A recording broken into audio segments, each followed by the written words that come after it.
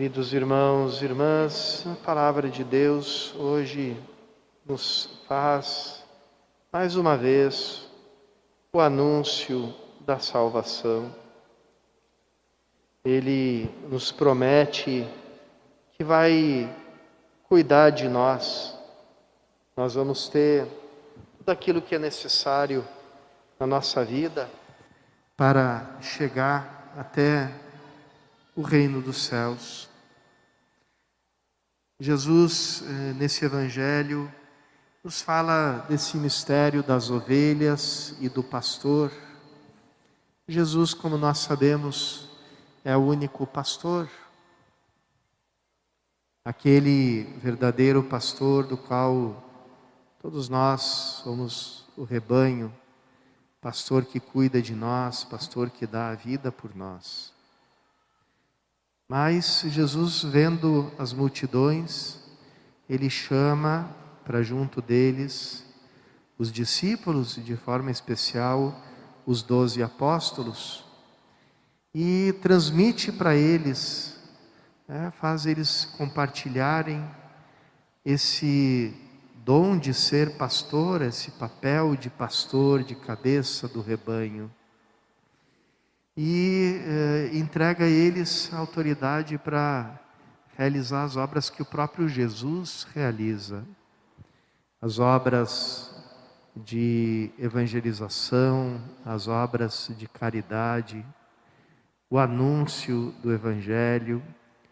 Tudo isso é transmitido, é dado, é compartilhado com aqueles que Jesus escolhe. Na nossa igreja existe uma carência muito grande de pastores, de sacerdotes, porque a autoridade na igreja ela é diferente daquela do mundo, porque a autoridade do mundo ela vem de baixo, vem das bases, vem de uma eleição, vem de uma escolha de uma pessoa, enquanto que na igreja ela vem de um chamado de Cristo. Ninguém pode pensar nesse posto de pastor como uma carreira, ou como uma profissão, porque não é um chamado. Deus chama. E só Ele tem autoridade para chamar, só Ele tem autoridade para transmitir o dom. Cristo transmitiu o dom aos apóstolos, os apóstolos transmitiram esse dom de ser pastor para os seus sucessores. Até os dias de hoje, os sucessores dos 12 apóstolos são os nossos bispos.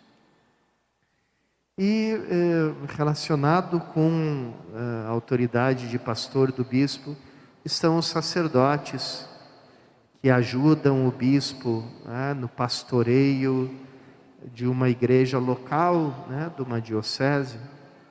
Tudo isso é dom, não é algo que se pode comprar. Mesmo que os padres tenham muitos anos de preparação, o fato de ser padre não é como uma formatura, que você estuda e depois recebe o diploma porque você mereceu, através do teu estudo, aquele diploma. Não é assim que funciona. A gente recebe o chamado e tenta se preparar de alguma forma para exercer esse chamado, esse dom. Mas tudo parte de um dom, tudo começa com o dom, tudo começa com o presente de Cristo. E por que Cristo dá para alguns esse dom de serem pastores, nesse único pastor, nesse único pastoreio de Cristo? Ele faz isso porque Ele ama o seu povo, tem amor pelo seu povo, vê o seu povo andando como ovelhas sem pastor.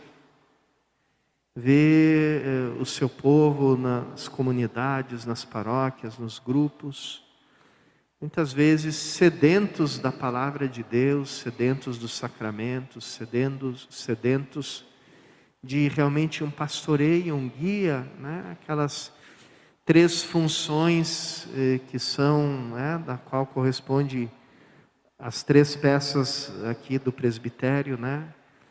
Do profeta, do rei e do sacerdote, né? Quer dizer, o sacerdote, né, corresponde o altar, o profeta corresponde o ambão, e o rei corresponde à sede, né? Aquele rei no sentido não de ditador, mas de ir regendo e acompanhando e governando o povo de Deus, não ao estilo do mundo, né, mas ao estilo de Cristo, o bom pastor, que dá a sua vida pelas suas ovelhas. E a gente se depara muitas vezes com essa escassez de sacerdotes, né, para o nosso povo. Não é uma situação normal que exista, como aqui na nossa paróquia, né, um pároco e um vigário para um universo de mais ou menos uns 40 mil católicos. Não é possível a gente ter esse cuidado pessoal de cada uma dessas 40 mil pessoas. Mesmo que a gente se multiplique, procure ajudar, procure celebrar tantas vezes, sempre a gente tem que fazer as coisas um pouco, às vezes apressado, às vezes sem conseguir dar aquele atendimento, aquela atenção pessoal, né? Como a gente gostaria de ir nas casas, conhecer as famílias, acompanhar as pessoas em todos os momentos da sua vida, né? Quando vão sendo batizados, quando vão crescendo, quando vão fazendo a primeira comunhão, o crisma, quando namoram, quando casam. Enfim, né? Acompanhar toda a vida da pessoa, acompanhar também nos últimos momentos, né? Mas a gente se depara com essa escassez. Diante dela, o que a gente pode fazer? Então, o que a gente pode fazer em primeiro lugar? Sermos uma comunidade santa, fervorosa. Famílias que vivam a santidade no lar. Famílias que abram o coração dos filhos, para atenderem o chamado de Deus, seja qual ele for. E depois a receita é aquela que Jesus deu. Quando Jesus falou que a messe é muita, né, que a colheita é grande, os operários são poucos. O que ele deu como fórmula para resolver esse problema? Ele falou: peçam para o dono da colheita que envie trabalhadores para a colheita. Então, é a única medida que Cristo nos deu, nos deixou, para nós termos mais vocações sacerdotais, para que seja exercido em favor do povo de Deus esse ofício de reger, ensinar, santificar, em serviço ao povo.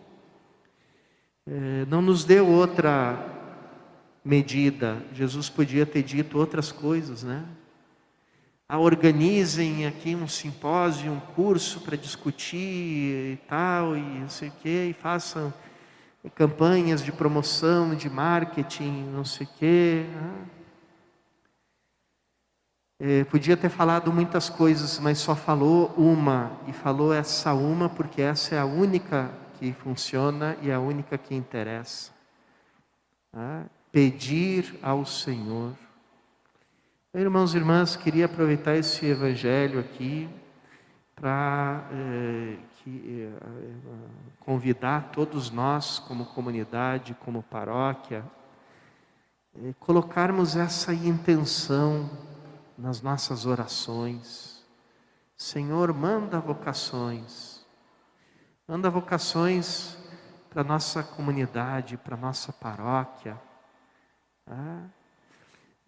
A gente poderia se perguntar aqui, quantos jovens do Jardim da Penha, dos outros bairros que compõem a nossa paróquia, quantos deles entraram no seminário, quantos sacerdotes existem hoje que são do nosso bairro, que são da nossa paróquia?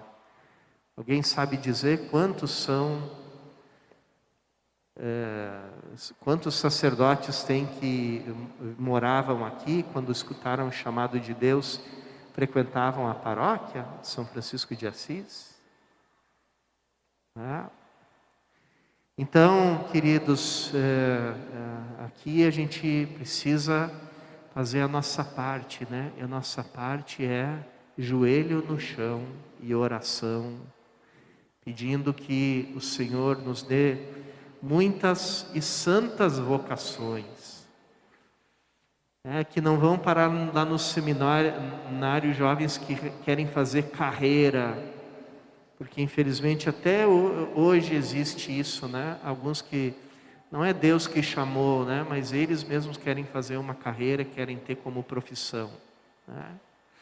E aí a gente não encontra depois, quando se chegam até o sacerdócio, a gente depois não encontra muito fruto, porque não foi Deus que chamou, foi Ele mesmo que se chamou.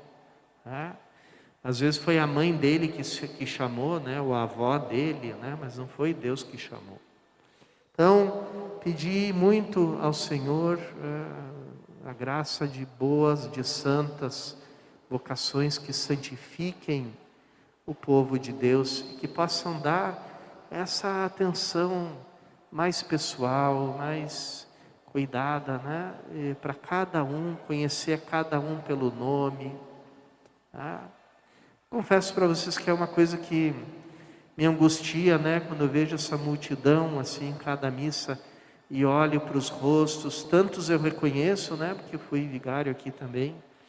Mas como eu gostaria de conhecer o nome de cada um, como eu gostaria de conhecer a casa de cada um, de conversar com cada um, de trocar ideias, de falar, de conviver mais, né? Mas isso para um número tão grande de pessoas realmente fica difícil.